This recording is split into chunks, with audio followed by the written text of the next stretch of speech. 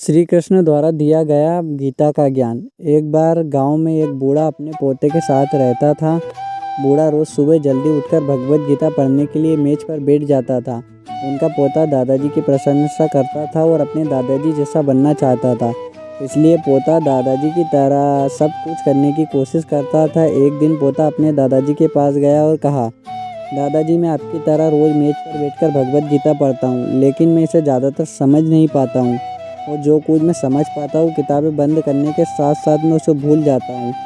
अगर मैं जो इसे पढ़ता हूँ उसे भूल जाता हूँ तो भगवद गीता पढ़ने से मुझे क्या लाभ होता है।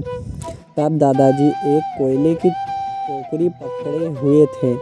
वह पोते की तरफ देखा और उस कोयले की टोकरी देते हुए कहा, नदी पर जाओ और मेरे लिए एक टोकरी पानी लेकर आओ।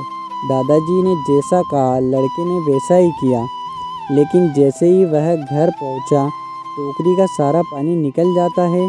दादाजी ने मुस्कुराते हुए कहा, वापस पानी लेने के लिए नदी पर जाओ और फिर से कोशिश करो, लेकिन इस बार थोड़ा तेज चलने की कोशिश करना। लड़का मान गया और इस बार नदी में पानी लेकर जल्दी घर पहुंचने के लिए तेज भागा। लेकिन इस बार भी घर आने के बाद दादाजी ने कहा, देखो तो टोकरी खाली थी। दादाजी ने पोते को फिर से कोशिश करने के लिए कहा, लेकिन हर बार रास्ते में टोकरी से पानी निकल जाता और टोकरी खाली हो जाती। लड़का थक गया और अपने दादाजी को कहा, दूर नदी से टोकरी में पानी लाना असंभव है। मैं आपके लिए पानी से भरी बाल्टी ले सकता हूँ। दादाजी ने उत्तर दिया, मुझे पानी की बाल्टी नहीं चाहिए।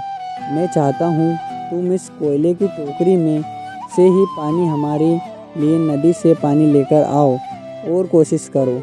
लड़का जानता था कि यह असंभव है, लेकिन उसने अपने दादाजी की बात मानी और फिर से कोशिश की। इस बार लड़का जितनी जल्दी हो सके दौड़ा, लेकिन फिर से टोकरी खाली थी। लड़का थक गया और उसने अपने दादाजी से कहा, दादाजी, इस टोकरी से नदी में से पानी लाना हमारे लिए असंभव है। दादाजी ने उत्तर दिया, तुमको लगता है कि यह असंभव है, लेकिन ज़रा टोकरी को देखो। लड़के ने टोकरी को देखा और टोकरी बहुत ही साफ सुथरी दिख रही है। उसने देखा टोकरी से कोयले के सारे दाग हट गए हैं। अब कोयले की टोकरी अंदर और बाहर से साफ हो गई थी। दादाजी ने कहा, तुमने देखा कि टोकरी अब सारे दाग मुक्त हो गई है। जब आप भगवद गीता पढ़ते हो तो कुछ ऐसा ही होता है। तुम जो पढ़ते हो उसे तुम समझ या याद नहीं रख सकते, लेकिन यह शब्द तुमको अंदर और बाहर से बिल्कुल बदल देते। तो दोस्तों, आपको यह भगवद गीता का ज्ञान कैसा लगा? अच्छा लगा तो सब्सक्राइब करें।